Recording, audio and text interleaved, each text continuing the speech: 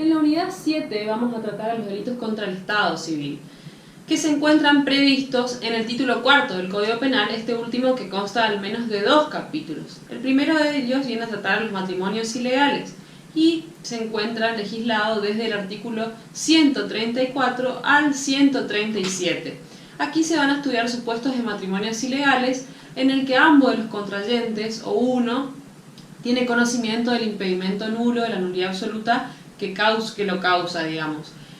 Después van a verse otros supuestos de matrimonios ilegales cometidos por oficial público y seguidamente en el próximo capítulo también se van a tratar supuestos de supresión y suposición de la identidad en general. Vamos a ver supresiones de la identidad de un menor de 10 años y por último vamos a tratar un supuesto de facilitación, promoción e intermediación en la perpetración de delitos de este capítulo en general. Ahora bien, de este título en general. Ahora bien, para comenzar a adentrarnos en la exposición, corresponde en primer término definir el bien jurídico tutelado de esta unidad, es decir, el Estado civil. El Estado civil es la situación jurídica de la que goza una determinada persona en razón de su propia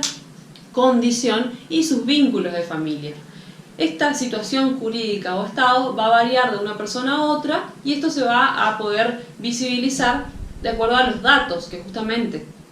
van a ser unos y otros dependiendo de la persona, porque algunos van a hacer referencia a la propia existencia de la persona, como ser el nacimiento, en relación a el día, el lugar, la fecha, el sexo, etc. Y también otros datos que tienen que ver con decisiones de la propia voluntad, que tienen que ver, por ejemplo, con el matrimonio, con la adopción de una determinada ciudadanía, etc. Ahora bien,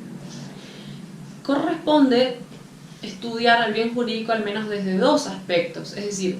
la protección penal va a estar orientada a proteger a la situación jurídica o estado civil en sí misma y a su vez también va a tender a proteger la fidelidad de los datos que se consignan en el estado civil. Por último, corresponde hacer una breve apreciación en lo que respecta al bien jurídico, que tiene que ver justamente con algo que vamos a poder ver al tratar el capítulo segundo de este título. La identidad. La identidad se va a considerar a partir de la Ley 24410 de 1995 como un bien jurídico en sí mismo, en tanto que antes la identidad se consideraba como comprendida dentro del Estado civil. Ahora vamos a ver que la protección penal es más grande, más amplia y que va a considerar a la identidad independientemente del Estado civil y como un bien jurídico en sí mismo. Muy bien, vamos a empezar entonces tratando el capítulo primero de los matrimonios ilegales. La ley lo que va a proteger es el matrimonio el matrimonio civil directa e indirectamente. Lo va a hacer directamente porque de algún modo va a castigar la celebración de matrimonios inválidos por, digamos, adolecer de una nulidad absoluta, un impedimento de nulidad absoluta. Y a su vez también va a proteger a los matrimonios válidos castigando o amenazando la celebración de matrimonios existiendo otro matrimonio que sí sea válido. Hechas estas aclaraciones, vamos a ver que el artículo 134 y 135, primer inciso, tienen previstas idénticas acciones típicas, es decir, celebrar un matrimonio sabiendo ambos que existe un impedimento nulo de nulidad absoluta, o también, como lo prevé el artículo 135, inciso primero, celebrar un matrimonio sabiendo uno de los contrayentes y ocultándoselo al otro de que existe este impedimento nulo de nulidad absoluta. Con lo cual, la distinción en estas figuras, vamos a ver que en una tienen conocimiento ambos de ese impedimento y en otra tienen conocimiento solo uno de los contrayentes y se lo oculta al otro.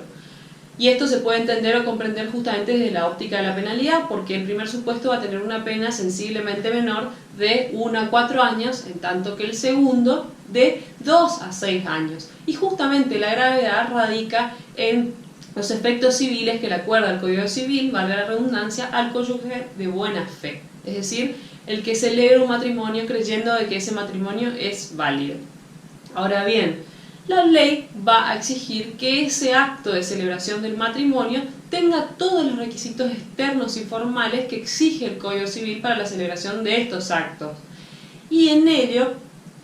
podemos decir esto de otra forma, porque el acto va a aparecer como un matrimonio válido, con todos los requisitos formales, si no fuera porque existe ese impedimento. Es decir, si a la luz de cualquier persona el matrimonio parece válido, pues entonces ha cumplido con todos los requisitos de forma y formales exigidos por el tipo. Ahora bien, también corresponde hacer una aclaración en lo que respecta al aspecto subjetivo, porque vamos a ver que se va a requerir el dolo o la conciencia de que se está celebrando un matrimonio que adolece de un impedimento de nulidad absoluta y además se conoce de que ese matrimonio es inválido. Es decir, que se conoce de que se está celebrando un matrimonio haciéndolo pasar por válido en tanto que no lo es. Y esto va a variar de acuerdo a que se trate del artículo 134 o del 135 primer párrafo, porque como se dijo, en uno va a tener conocimiento de que se está celebrando un matrimonio inválido y a su vez conocimiento de que se está ocultando, y en el otro ambos van a saber estas dos cuestiones. El dolo justamente le viene lógico, digamos, que va a exigir la figura un dolo directo por la entidad de estas conductas escritas. Ahora bien, corresponde seguir tratando los artículos que continúan y vamos a ver que el artículo 136 viene a tratar a los matrimonios ilegales, pero ya celebrados por un oficial público. Y metodológicamente corresponde al menos desdoblar el artículo en primero y segundo y tercer párrafo, porque vamos a ver que el primer párrafo viene a tratar la autorización dolosa de un matrimonio ilegal por parte del oficial público, sabiendo el oficial público de que existe un impedimento que causa la nulidad absoluta, es decir, de aquellos que están previstos, vale esta aclaración para los alumnos, en el artículo 424 del Código Civil, que a su vez se remite al 403. Estos artículos son referenciados de acuerdo al nuevo Código Civil, es decir, esos impedimentos que causan la nulidad absoluta son de los que el Código Penal habla. Ahora bien, hechas estas aclaraciones, retomemos las consideraciones en lo que respecta a la autorización dolosa. Aquí el oficial público celebra un matrimonio sabiendo que existe un impedimento que causa la nulidad absoluta, que ambos contrayentes lo saben o que solo uno de ellos lo sabe y que se lo oculta el otro, con lo cual vamos a ver que también el dolo exigido es un dolo directo por la entidad de las acciones descritas. Vamos a ver que el Código Penal tiene prevista una pena de multa y no prevé conjuntamente a la inhabilitación. Pero bueno, lo cierto es que la ley 21.388 subsidiariamente viene a subsanar este error y viene a prever una penalidad de 6 meses a 10 años para el oficial público que autorice un matrimonio viciado de un impedimento nulo de nulidad absoluta, teniendo conocimiento de ese impedimento. Con lo cual, en síntesis, el artículo va a tener previsto una pena de multa conjuntamente con la inhabilitación, porque justamente esta ley es la que viene a subsanar una cuestión no prevista por el Código Penal. Aclaro esto porque la inhabilitación también, esta cuestión de la inhabilitación también va a aplicar para el artículo siguiente, que va a tratar una autorización culposa. Ahora bien, el próximo párrafo viene a prever el supuesto en el que el oficial público no observó o no llenó todos los requisitos que la ley prescribe. Entonces vamos a ver que el dolo se va a conformar con el aspecto subjetivo se va a conformar con un dolo eventual o un dolo condicionado, porque justamente el oficial público omite cumplir su función, es decir, cumplir llenando con los requisitos que la ley prescribe o que la ley le exige, y de algún modo se representa que está omitiendo completarlos. Es decir, que no se va a exigir aquí dolo directo. La pena, como se dijo, es de multa más inhabilitación. Ahora bien, por último, el párrafo tiene prevista una figura y dispone el código que fuera de los casos de los demás casos de este artículo, es decir, que no se trata en el último párrafo del artículo 136 de supuestos de matrimonios ilegales, porque como se dijo, esa responsabilidad es radicalmente distinta y se trató hasta aquí. Estos son supuestos justamente en los que el oficial público está autorizando la celebración de un matrimonio que es que es totalmente válido, pero no ha observado las formalidades que le son legales, y el tipo penal lo que viene a proteger es el acto de celebración mismo, es decir, el acto de celebración del matrimonio en sí mismo. Tiene prevista además una pena de multa. Ahora bien, hechas estas aclaraciones, vamos a empezar a tratar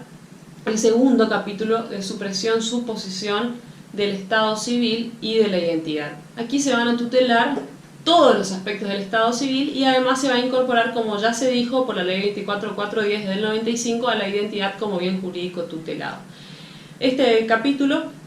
va desde el artículo 138, 139, inclusive 139 bis. Ahora bien, el artículo 138 tiene previsto una pena de 1 a 4 años al que por un acto cualquiera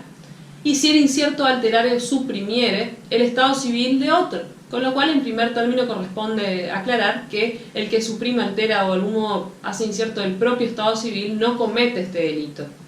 Las acciones descriptas vamos a ver que pueden ser hacer incierto, es decir, que de algún modo se logra un estado civil dudoso de la persona; alterar, es decir, modificarlo, dejándolo con un estado, pero con un estado que no es verdadero; y por último, suprimir, es decir, dejar sin estado civil a la persona y tampoco tenga, digamos, en la imposibilidad de poder conseguirlo por haberse directamente suprimido la documentación que la acredita, o etcétera, o todo lo que tiene que ver con su propio estado civil. Ahora bien, estas acciones típicas, es decir, vuelvo a repetir, hacer incierto, alterar o suprimir, pueden cometerse por un acto cualquiera, dice la ley. Es decir, que los medios comisivos pueden ser de los más variados, aunque los más comunes vamos a ver que son, digamos, los que tienen que ver con las falsedades documentales. Pero bueno, hechas estas aclaraciones, corresponde, digamos, por razones metodológicas también, que tratemos al 139, pero recién en su inciso segundo, porque tiene idénticas acciones típicas que se van a ver reflejadas en la identidad de un menor de 10 años. Es decir, hacer incierto, alterar o suprimir la identidad de un menor de 10 años. Son todas las acciones típicas idénticas a las que se han descrito hasta aquí, pero que tienden, como lógicamente se supone, a operar sobre la persona del menor en algún punto, o sobre la documentación que acredita el estado, la identidad, perdón, del menor. Entonces, los medios más comunes para cometer esta figura delictiva vamos a ver que son la sustitución y la exposición de menores. Se sustituye cuando se cambia un menor por otro, y se expone cuando se lo quita de algún modo de su medio familiar o del medio que permite inferirse cuál es su identidad. Por ejemplo, el clásico ejemplo es dejarlo abandonado en el hall de una casa, etc., donde no se puede saber y es imposible saber de dónde viene el menor, porque justamente se lo ha quitado del medio que referencia específicamente de dónde viene y quién es. Ahora bien, también el artículo 139 tiene previstas dos acciones típicas más, que son retener y ocultar, y que, como se dijo recién, viene lógico que deben tener directa influencia sobre la identidad o estado civil del menor de 10 años. Por último, como se dijo, el capítulo segundo tiende a regular una figura genérica que va a castigar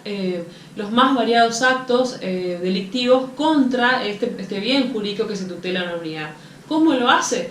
A partir del artículo 139 bis, que tiene previsto una penalidad de 3 a 10 años, y en su último párrafo vamos a ver que también un agravante para los funcionarios públicos o profesionales de la salud en el caso de aquellos que faciliten, promuevan o de cualquier medio intermedien en la perpetración de los delitos que están previstos en este título. Ahora bien, acciones típicas son entonces facilitar, promover